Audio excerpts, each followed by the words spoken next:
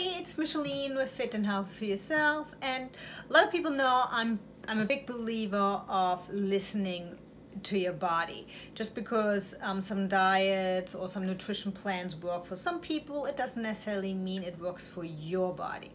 And you have to really figure out what works for you, what signals your body are sending you, and what symptoms, what it all means, what you've been doing to it that it doesn't like.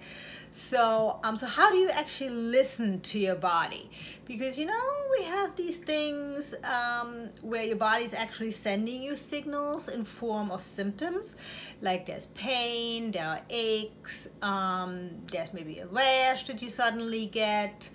So there are things, but there are also other things like tiredness and soreness. And so when is it really a true signal from your body, and when is it really just something that you have in your mind but that you should ignore and push through?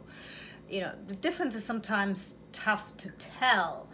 And as much as we'll like to sometimes say, oh, I don't feel like it, I'm not going to do my workout, it's really more like your mind and your own laziness and your lack of motivation, instead of it's truly a signal from your body that it needs rest.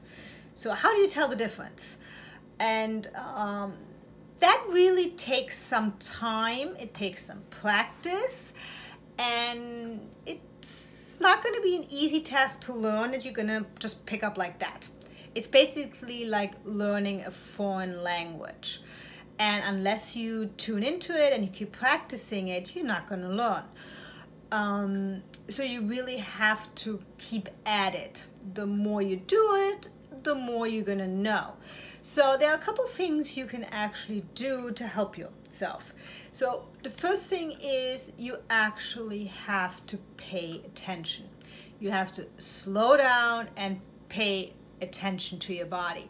Because especially in our day and age, this time around now, everybody is running around. It's a stressful life. We're constantly running around, rushing things, getting this done, multitasking. So sometimes we don't even see things. Sometimes when your doctor asks you, so how long have you had this? And you're like, I really don't know, because you can't remember. You might have had a rash already for 3 weeks, but unless somebody pointed it out to you, you don't really see it because you're rushing around. You have so many things on your mind that you don't pay attention. Or sometimes, in the morning you get up and you're like, oh, that wasn't there yesterday. But then life starts, everything comes rushing at you and you totally forget about it.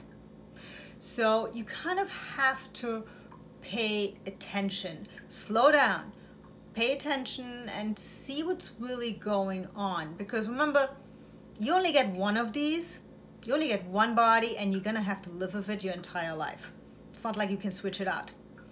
So you kind of have to take care of it because this is all you're gonna work with. So other things is eat mindfully. What does that mean? Pay attention to what you eat. Take some time. Don't eat while you're running around. Don't eat standing up. Actually, sit down, take a time out. Enjoy time with your family, and really kind of enjoy the food, and actually really pay attention to what you're putting into your body. Because sometimes, when we rush around, we just grab a protein bar, we grab this bag, and we eat it, and then in the end, it is really nothing that actually fuels your body. Yeah, the protein bar sounds great as a quick grab and eat just to put something in your stomach. That's what we mostly sometimes just think, oh my God, I just have to get something in my stomach. But even if you get something in your stomach, like a candy bar, yeah, you got it in your stomach, but it really doesn't do anything for your body. It's not what it needs, it's not what it can work with. So you would have been probably better off not putting anything in it. It has the same effect. So therefore, pay attention. Again, it always comes back to paying attention. Another tip is keep a journal. Yes, it does sound like a lot of work, but in the end, after you've done it for a long time and when you have mastered listening to your body, you won't need it anymore. But especially in the beginning, when you're trying to learn all the signals and everything, it is awesome to have it written down. To write down, don't just write down how you feel. Oh, felt good today. No, be specific. What hurt? What didn't hurt? How do you feel? Did you feel tired? Did you feel depressed? What did you eat? What did you drink? How did you sleep? What did you do? If you write everything down and you have, in a day or two, you suddenly have a symptom, you can look back. Oh, what did I do? What could have caused this? Because sometimes, like tiredness or a rash, something could just be a sensitivity to certain foods. It could be an allergy to a product you're using. So it's also, but unless you write it down, you're most likely never gonna know, because you're trying to scratch your head, but there's so many things going through our heads that we don't always remember. So if you write it down, you're like, I had that. And maybe I should just eliminate that for a bit and see if I feel better. So, keep a journal at least for a little bit until you can pretty much intuitively tell what is going on.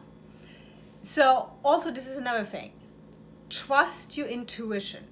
Trust your gut feeling. Your body comes equipped with a gut feeling, with your intuition. Now, this is different from, another feeling or something.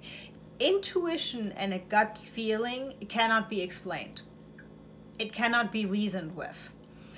The good thing is, the easiest way to explain this is like, when you try to get up in the morning to do a workout and you lay in bed and you're trying to reason with yourself why you should get up, because you really should be, but then also you're reasoning, I had a rough day, you're weighing your pros and cons, you're reasoning with yourself, should you do it, should you not do it? Then you start reasoning with yourself, well, if I don't do it this morning, can I do it another time?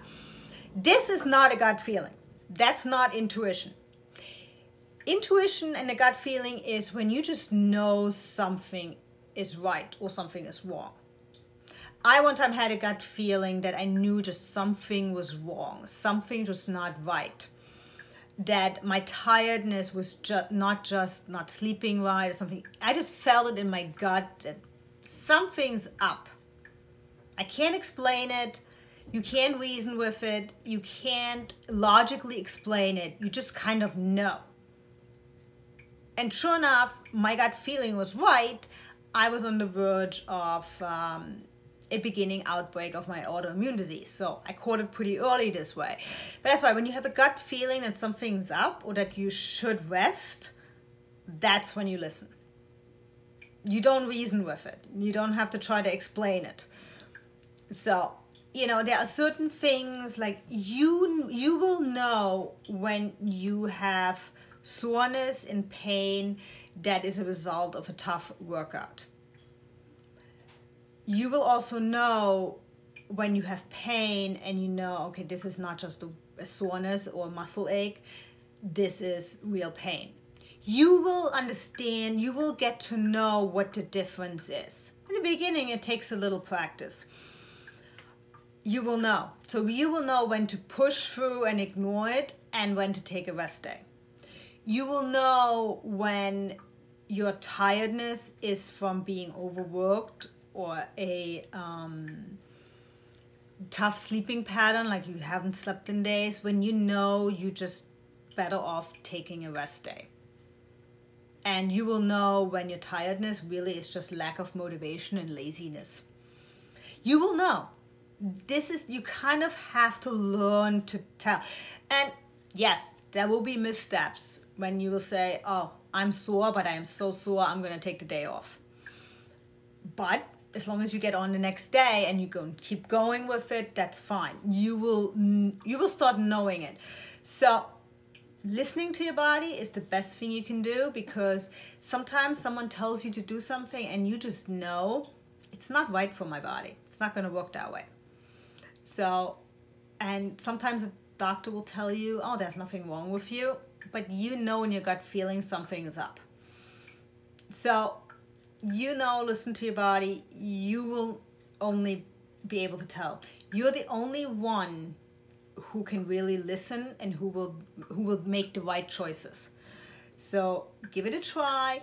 Take care of yourself. The best way to also do this is to every day do something for yourself.